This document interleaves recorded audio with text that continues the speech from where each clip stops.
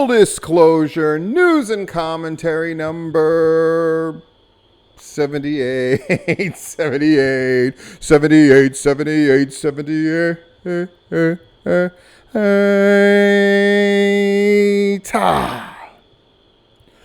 We are retribution. We are here to. I kind of wish they still did the voice disguising thing. Hey, welcome to Full Disclosure. It's been it's a really interesting time in wrestling. I'll give it that. I can't deny. I think it's fun. There's some drama in the Georgia scene to talk about. Florida has basically lifted just about every restriction worth a damn. So I expect Florida shows to be running full bore. And there's implications and there's all kinds of stuff that means, but it's just such a wacky and crazy time. And I would be lying if I said that I didn't enjoy that quite a bit. I do. And I'm going to dive into all the Georgia scene, of course. Our commentary is going to be about the interesting thing that Rob Rod put up about women's wrestling and the state of it. I'm going to state my opinions. I'm also going to sort of address the sort of weird virtue signaling stuff going on around that and all the rest of it, as I tend to do. But this is episode 78, which is, it's mind-blowing. You know what that means? 78, right? Do the math. Yeah. If a year is 52, right? Half a year is 26. Add 26 to 52, and you know what you get? 78, which means we've hit the year and a half mark of continuing to put these things out. And it's great.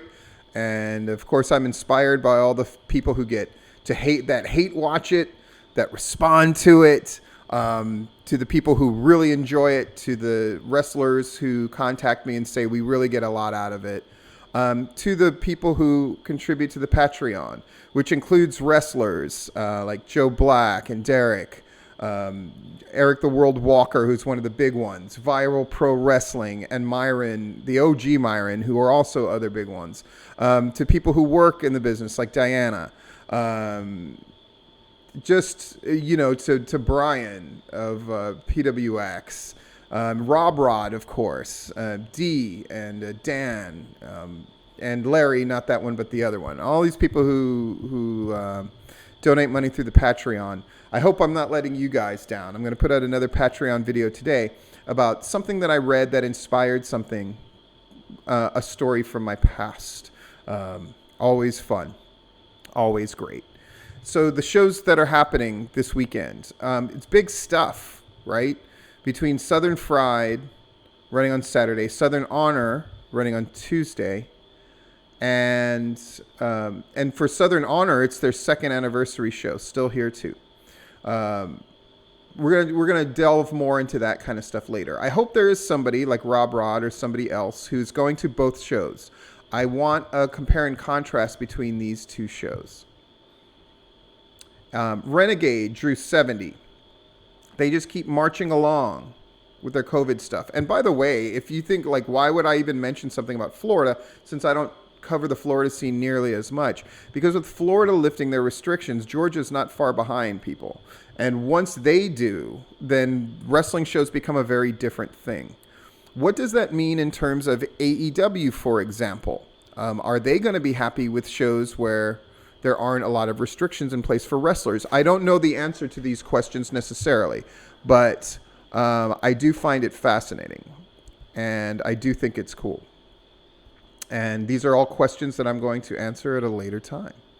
But I just want to put those narratives out there. Pro South had their Rumble show, their Battle Royal show. I caught two things because Rob Rod gave me the Iggy that the Tyler Culprit title match was coming up. And he did win the title, and I thought that was really cool. I thought that match went well. And the Battle Royal, which I think went pretty well, and it was booked pretty effectively. As much as I hate Battle Royals, I cannot deny that Pro South, Southern Honor, and Southern Fried have all managed to do good things with it. I still hate fucking Battle Royals, though. Really hate them. Really hate them. The lighting at Pro South. Ace asked me what were my thoughts. The sound was much better. The lighting was way, way better. It's the overall presentation just looks better. Victory Championship Wrestling did their thing, but they didn't list a crowd. So fuck, just list your fucking crowd. Still waiting to hear how Larietto did last time. I wanted to talk about, and I've been mulling this over, and I actually talked to other people about this. So this thing about Southern Honor offering free tickets to anybody who's gone to an action show. That's a sunk cost, so it doesn't really matter, right? If they were action fans that weren't already coming to Southern Honor, which I would assume they were not by and large, then having them there costs Southern Honor nothing. Not a big deal. And it's not that many people, right? Because Action Wrestling has kept their crowds down to a dull roar, 30 to 35. So if even a large fraction of those people come, it doesn't really matter to a hill of beans to Southern Honor. So I get that move. The swipe of, so they can see what a real wrestling show's like. I mean, that's just Gary Lamb shit. And Gary Lamb has no interest in anything that I've said as far as suggestions.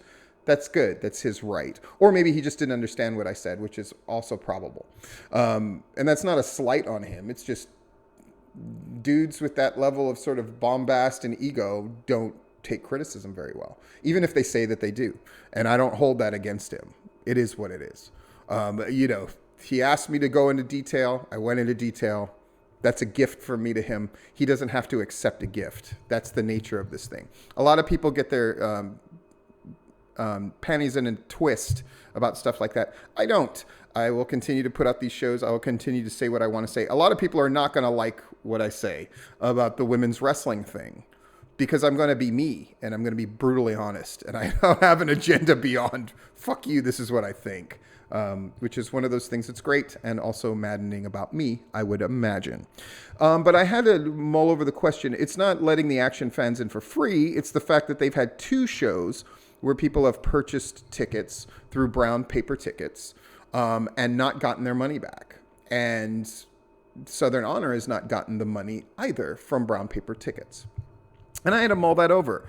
Let me just lay it out from the negative to the positive. Is it a good look to openly let people into your show for free from the outside when your loyalists have given you money and not gotten that money back? It's not a good look. I'll just say it's not a good look. However, does Southern Honor have an obligation to return that money? No, they do not.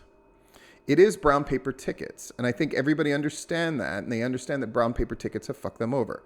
Now, if I ran a smaller scale show, which I most certainly did from Southern Honor, would I have just said, all those people just get in for free for the next show or 2? However many tickets they bought, they just get into the next show or 2 where they arrive for free. Sure.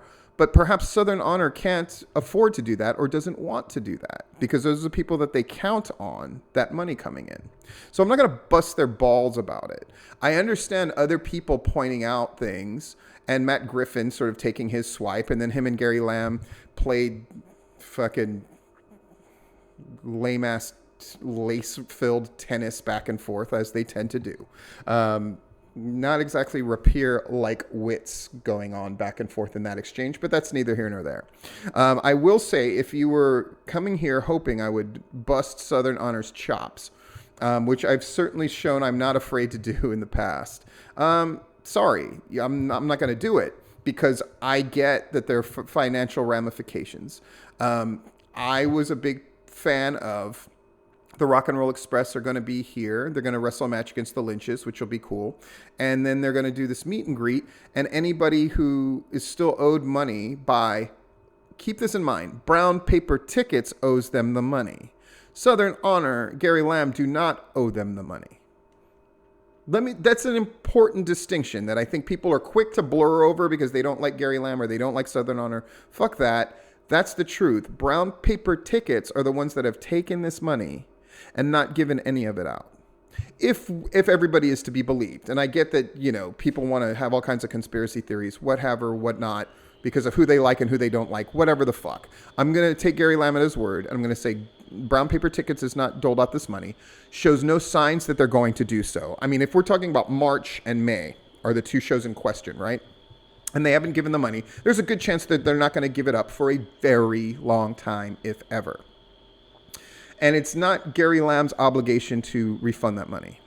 However, if he wants to do like a meet and greet thing as a sort of, I do caution though, having people come in who are owed money for this Rock and Roll Express thing, that's not a make good, because a make good was to give them a dollar amount of renewable value of what they would want. Letting them into a show for free would be a make good.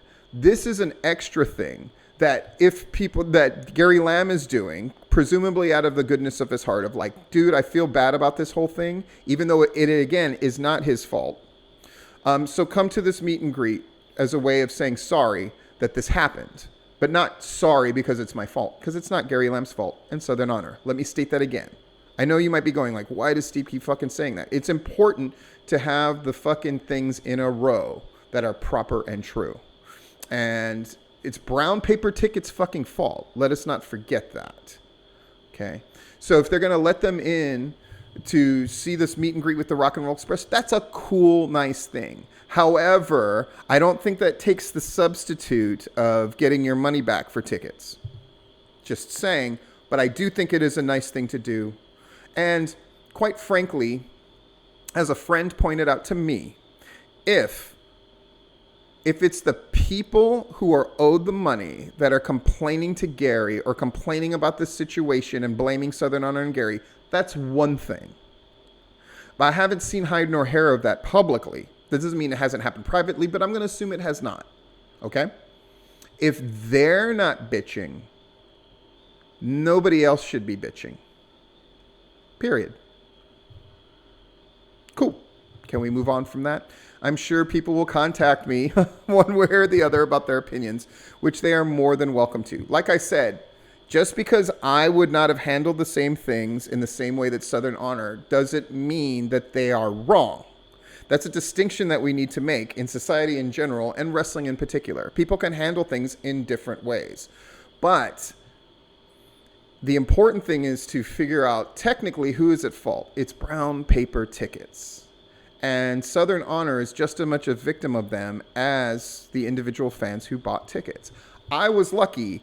I bought tickets to a show here in Florida, that Action Heroes and Villains show that was making its debut. I even did a video about I was going to go to this thing, Platinum Investigations and blah, blah, blah. It's going to be cool. And I bought my tickets online. And then but luckily, I think it was through Brown Paper Tickets, but I was lucky and I got a refund right away. And they kept in contact with me the whole time. The fact that Brown Paper Tickets, if indeed that they haven't paid out the money and all this stuff, the fact that they're not even in contact with people telling them what the fuck is up says everything you need to know. I mean, that's just fucking shady as shit. And I'm not going to bust Southern Honor's chops because they're trying to do something nice in the form of come see the Rock and Roll Express, right? I mean, in a perfect world, yes, they would just pay all the money back themselves, even though they are not at fault, and then go to get the money from Brown Paper Tickets. But guess what? Brown Paper Tickets doesn't look like they're going to pay shit. And that's a lot of money because you're talking about a Southern Honor pre-sale, right? So you're talking about money in the hundreds, if not thousands. And that's an awfully big bite for anybody to have to take for something that was, again, not their fault. Sorry, I keep overemphasizing that point. I think those things need to be said again and again and again. It's like this brouhaha with Garrison and Larry that happened, which I'm not even going to address because it's not worth addressing. Because again, if people are just settled into a mentality, then they've created a lens and everything gets filtered through that lens and all the information gets distorted in order to fit a narrative. And I am not here to purport or create a narrative. I'm just here to sort of look at things as they lie. So am I upset at Matt Griffin for taking a little shot at Gary Lamb? No, because Gary Lamb opens himself up to that shit. And his response was, quite frankly, was kind of weak.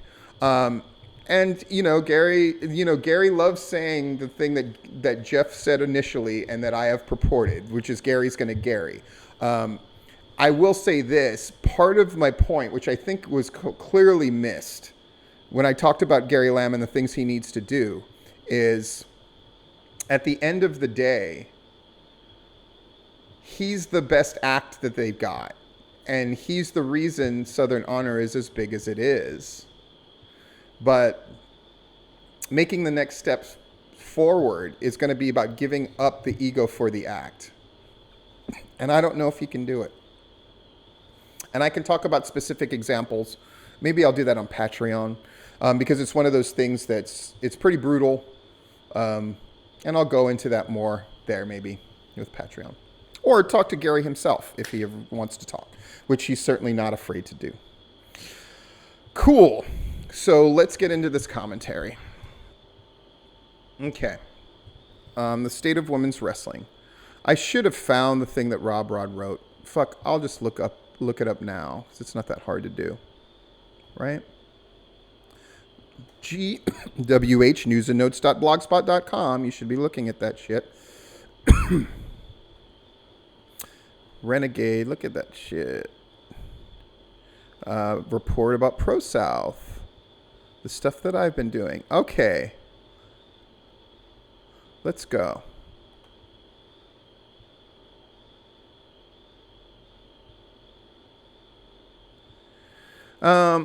Rob Rod's thing. What is driving the declining state of women's wrestling in Georgia? He brings up the fact that a few short years ago, it looks like women's wrestling was exploding across the state of Georgia. And starting in about 2018, interest in women's matches seemed to decline. And then I thought this was interesting, right? Some talent retired, like Pandora. Kiera Hogan is wrestling as Impact. The majority of Priscilla Kelly and Dementia DeRosa's matches are out of state. Yep. Danny Jordan still wrestles in the state. He's become making appearances in AEW. Brooklyn Creed has eyes on more extensive opportunities, with Shalandra Royal right behind her. Only Crystal Rose seems content to stay in and around Georgia. I occasionally see a post on social media from Nina Monet and Devlin Nicole. Kenzie Page Henry is up-and-coming talent that takes some bookings in Georgia, but most of her work is elsewhere. There's some talent out there, but it seems they're just too green or not worth mentioning. Did interest die off? What a blah, blah, blah, blah, blah, blah, blah. I'll tell you what the problem is. And again, I understand all the people, like, we want to get these panels together. And there's been a lot of emphasis in good ways of people saying, like, and we need to make sure women have a voice in this. It isn't just a bunch of men discussing it. Sure, that makes sense on the surface. Here's the problem. Most of the women who would participate in this, the women of Georgia, won't have anything insightful to say. Because what can you say? And that sounds really fucking harsh, but it's the truth. The truth is, there aren't enough well-trained women wrestlers. And there aren't enough bookers who are booking the women in unique and interesting ways. And there aren't enough matches to be had without bringing women in from the outside. Which, if that's what you're doing it because you want to do it, but it's not because it's a natural, organic thing that would happen. It's something that you would have to force to happen. Because the last person who trained women, who was really good at doing it, and had a real interest in doing it on a big scale, was me. And the proof speaks for itself. It's Pandora and Aisha, now Dementia DeRose, and that feud that was booked incredibly prominently, that if there was that category back then, would have won Feud of the Year. And it was frankly the rise of the women and how they were used in PCW that led to the Woman of the Year category even being a thing. Truth. And can QT train? Yes. Can he train women? Yes. But there just simply aren't enough of them moving around. In fact, I would dare say Priscilla Kelly got exposed when she and Kiera Hogan were married to each other practically and wrestling each other around the horn. Yes, they were good matches, but when Priscilla Kelly was out there on her own, we could see that the only time that she looked really good was when she was in there with people who could carry her to a good match. But left on her own devices, her work rate is simply not good enough. And if I was advising Priscilla Kelly, what I would say is get your ass to QT Marshall right fucking now and get trained. And all of these opportunities which are available to her because she's there prominently and she's incredibly attractive and that kind of thing, she would be able to truly capitalize on these things.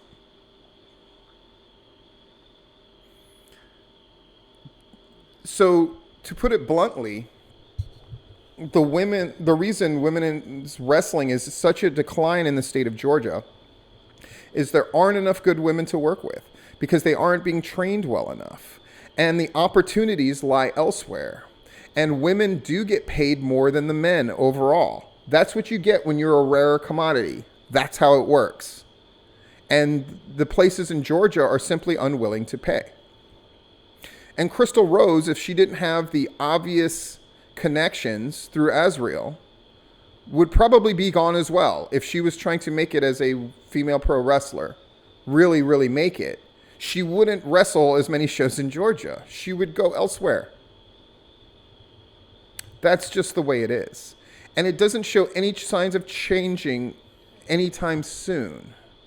Unless there are more women going to QT school to get trained. It's going to take time. And bookers, though on the surface, they want to have women's wrestling be a thing, they're not really going out of their way to make it happen either. One of the comments that I found the most like eye-rolling were places like IWE going like, yeah, we have a women's title. Who fucking cares? And if you're saying, Steve, that's so vicious, that's so mean, who's IWE's women's champion?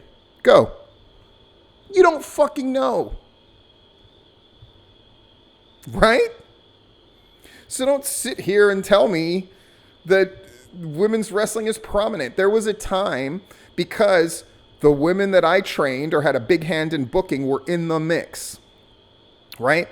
That Peach State had a title, Anarchy had a title, Dan did a great job with that, but that's when there was talent.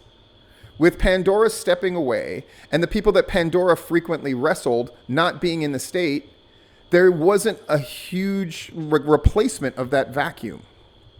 But more than that, there wasn't a promotion that made women's wrestling exciting and on par with anything else. And nobody, not even the great Dan, booked it that way. Only I did. And ironically, I did it by not treating the women as a separate entity to be protected, but throwing them in the mix. I was doing all of that shit before it was a thing. Pandora was just in the mix, not just in training, but in terms of how she was booked. Yes, I had men versus women matches, but booked very carefully so it wasn't ludicrous, right?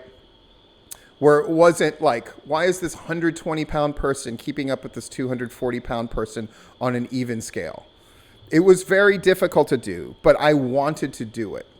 And, by the way, the women that I brought in prominently, you can find currently in WWE, NXT, AEW, and Impact. Those women that I would bring in to work with Pandora, Aisha, etc. Rachel, whatnot. The simple fact is this. If there is something lacking in wrestling, you can look on a vertical line, and it starts with how many people are in the mix, how many women are in the mix in wrestling in Georgia. Very few. How many of them are being trained properly? Fewer still. How many of them are taking bookings with promotions that actively are looking to do angles with them that are more complicated than you're in love with so-and-so? Fewer still. And then how many of those promotions are actually doing long-term angles, booking women in a position of prominence instead of just declaring another title for what, 2 people to go after? With the occasional person you bring in from the outside? There's a reason why women wrestlers, even in states where women's wrestling is a bigger deal, let's say Florida, there's not a wrestling card I go to where there aren't women wrestlers on the card, often in very prominent positions. It's why I'm such a fan of Kylan King, because I've seen her in shows here, and she did this hellacious ladder match with the guy. That was fucking awesome, right? That's when I became a fan. And that's on every show. I go to WXW show here in Florida. There's women all over that thing, and they're all interacting with each other as well as having angles with guys in different ways, right? So there's women being trained much more prominently in Florida. Those women are subsequently getting booked on shows. Those women are the ones who are making appearances on AEW Dark and in WWE in different roles and capacities. They're the ones who are getting beat up in Raw Underground, and they're the ones who are there on the side and all that kind of stuff. Florida, it's much more viable. And in fact, Florida is where one or two of the more prominent all-women shows happen. Georgia, it's a pipe dream. AWE has tried to do all women's shows, Big Wood and blah, blah, blah, blah, blah. But the only way they're able to do it is to bring in a bunch of people from the outside. Whereas Florida, there's enough of a base there of women that you only have to bring in a few, right? And that's a big difference. So Georgia, it just comes down to, if I was a woman who was interested in wrestling, I would go to the Nightmare Factory. And then that's what it's going to take. It's going to be more women who are interested in wrestling, who get trained from the ground up correctly, who then find their ways to various Georgia promotions. And now that things are opening up more as far as COVID, things being lifted and more shows going to be running, if there's more women to work, then we will see. But that's the only way it's going to be fixed. And then the problem is going to be everybody reinventing the wheel, because there aren't any promotions in Georgia who book women worth a shit. I said it. Having a women's title, IWE, is not enough. It doesn't mean anything, right? If all the angles feel very much the same, like Danny Jordan's great, but Danny Jordan doesn't have female foils to play off of. That's the problem. Even when I suggest something of like, oh, let's get her and Brooklyn Creed to match, they can book a match between the two, but they can't really have an angle because it just feels like, well, they're only two that you got. And so how much can we really get out of it? Now, some would argue, well, yeah, but in PCW, you had Pandora and you had Aisha. And you had like a more than a year-long feud between the two where they were doing multiple shows and they did multiple gimmick matches in this sort of blood rival fashion where one would be heel and face and then you flipped it in a thing to keep that rivalry fresh and blah, blah, blah, blah, blah. And they did multiple shows. But they had other women to play off of, which we put in the mix. Pandora had a big rivalry with Miss Quinn that lasted a very long time, which led to Pandora having interactions with Grotesque, for example, right?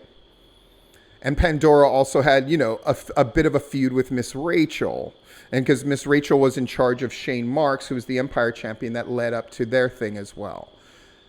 But again, it just took attention to detail. And we had more women in PCW. We just had more because I trained any number of them. And once they sort of left the nest of PCW and would work other shows, I would keep in contact with them. That's the other thing. I actively kept in contact with Pandora and Aisha. It's like, who do you see out there that's good? We can bring them in, and we would. Or if I would see people, I would go like, first time I saw Leva Bates, I'm like, that chick is cool, let's bring her in. Leva Bates, Mia Yim, Su Young. These are all women that I brought in from the outside. So again, it just, the simple answer to what will it take to help women's wrestling, and of course you can talk to women about this as well. I'm not going to bust your balls for that. Great, bust your ovaries, whatever. But the answer is so simple that it's almost heartrending. And the simple answer is this: people just have to give a shit. More women have to get into doing it. More places have to train the women better.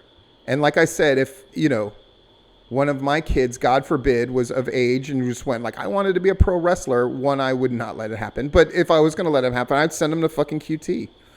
And then if enough people get trained properly and then do shows locally and the bookers show a real affinity for being able to book the women well, and take an active interest in going like, how can we make this thing cool and not just a novelty, and put them in angles that truly matter over the long haul, as we would for the guys that we cared about.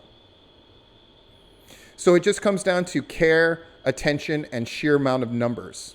We need more women in the schools. We need more women in the promotions. And then the bookers have to do a better job of booking them. Then you will see an instant rise. But unfortunately, none of that seems like it's happening. But that doesn't mean it can't. Cool. Anyway, have a great week. I'll have many more videos coming out, as you well know. This has been Full Disclosure.